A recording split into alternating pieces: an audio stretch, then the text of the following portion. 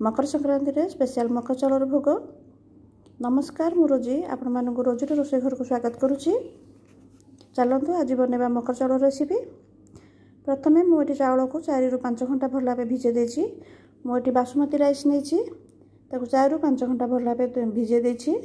पानी को ये भल भाव धोईदबा। देखो चाउल आमर भिजी जाइए खंड कले 2 खंड भी हो जाऊँगी। ग्राइंडर रे बाटी दबा। आपण दरदर कर रखिए ना चाउल को एमती सुजी लेखे टे बाटी देवे।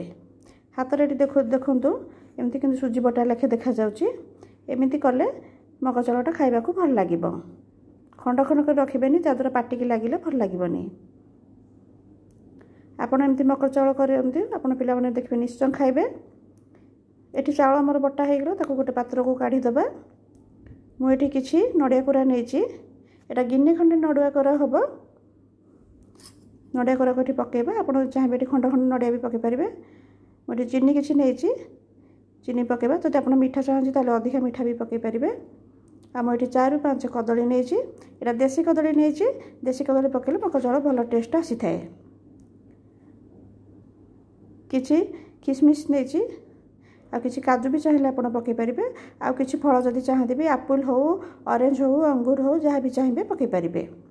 आपण इच्छा उपर निर्भर। देखो आम मकर चाउल प्रस्तुत हो गला।